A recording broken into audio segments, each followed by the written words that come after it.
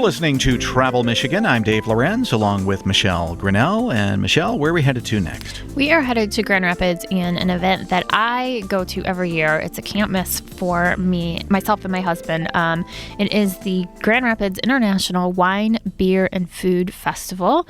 And we've got Dawn Baker here with us today, and she's the show manager of the festival. So Dawn, welcome to the show. And for folks that maybe haven't heard about this festival yet, tell us a little bit about what the experience is like at the Wine, Beer, and Food Festival. Dave and Michelle, thank you for having me. This is our 6th year, and this event has grown every year. It's just so exciting.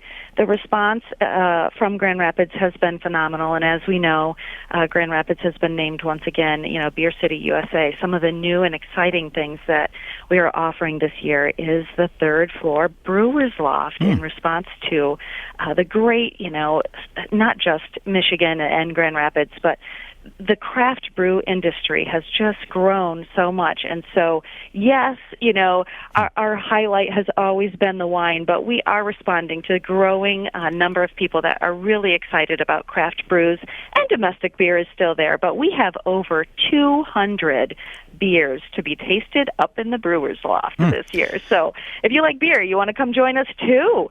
And, I want to just add a little bit about that experience as well as tasting the beer up there this year. We have a pairing, which is a 1-hour seated experience with a restaurant. It's Spinnaker. They've put together a special dinner that pairs beers with, a prepared dinner, and it's a seated event. You will want to buy tickets ahead. That's up in the Brewers Loft, as well as a beer flight featured by New Holland, so you can pick up on that.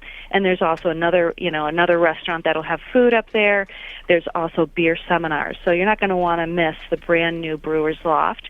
We also have responded again to the growing industry in the hard ciders, and so we've added the brand new Michigan Blue Cider House with over 75 ciders to try. So those of you who are out there saying, I'm really getting into that whole tasting, we've got a lot for you as well. And I think that's one of the great things, and this is how we started going when we were getting into the wines, because, as you said, the wine is still the largest component, and it's just a terrific opportunity to try a lot of different things, figure out what you like, what you don't like, and there's a lot of other things happening, but it's just a great way for you to kind of get introduced to a certain type of alcohol or brand or any of those things. Right. It's a tasting event. That's what this is all about, and as you said, Michelle, it is about the wine too, but we want to have other things. Something for everyone is our goal. And so, back to the wine, 1,200 plus wines, over 30 Michigan wineries participating. So, as we were kind of sharing about some of the new things, we'll go back to that in our vineyard, 1,200 wines. I mean, there really is a chance to explore new things, or if you already know what you like, go back to those. Our program is set up to be very helpful. If you like Chardonnays, you can go through and kind of say, okay, here's where I want to go. Here's some things that I've tried before, but here's a brand I haven't. Let me go to that booth and start there and try something new, a new brand, or maybe you haven't tried Michigan wineries. Wow, if you've been reading the papers lately, Michigan wineries have really done well. Let's go try some things from there. Well, this is an international wine, beer, and food festival, so it's nice that you're featuring so many Michigan products. I think that's fantastic. But you have wines and beers from other places around the world? From all over the world. And, one of the fun things that we do, too, is Grand Rapids is known, we have sister cities.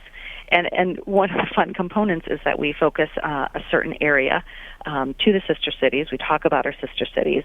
And just to give you kind of a fun little sampling, just from the sister city area, which is, they represent 5 sister cities. So we have in that area alone Japanese sake and wine from Japan. We also have beer and wine from Ghana. We have Polish beer. We have two different kinds of Mexican liquor. One is a tequila, and one is another liquor. I'm sorry, I'm drawing a blank right now on that one. And then we have two wines from Italy. I mean, that's just a small sampling. You can imagine with 1,200 wines, you're tasting things from all over the world. I was recently in Japan, and I had sake for the first time. Oh, what did you think of it? Well, I think I'm going to stick with sampling Michigan wines and beers. Just wasn't my thing. Oh, here's another thing. I mean, it is all about the wine, but another feature, something brand new this year, we have the Valentine Lounge, and we have 6 distillers that participate. So let's say that you want to try something new with vodka or something with gin, something with bourbon. We have that as well at this event. Dawn, talk a little bit about what you get with your ticket, because it's not just you get a ticket and you walk in the door. You get the glass, you get tickets for drink tickets. Talk a little bit about that.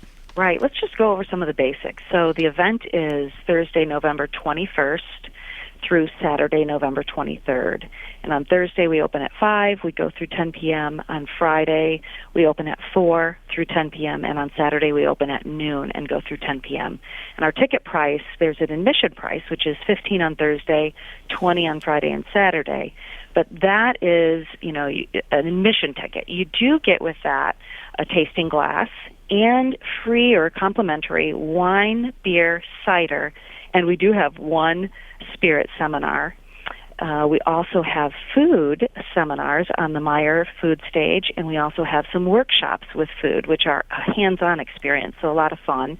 And I would recommend really going to our website, grwinefestival.com, and kind of planning out and looking ahead. Oh, here's a seminar I might want to take advantage of. Here's a workshop I might want to participate, so that you can kind of plan your visit.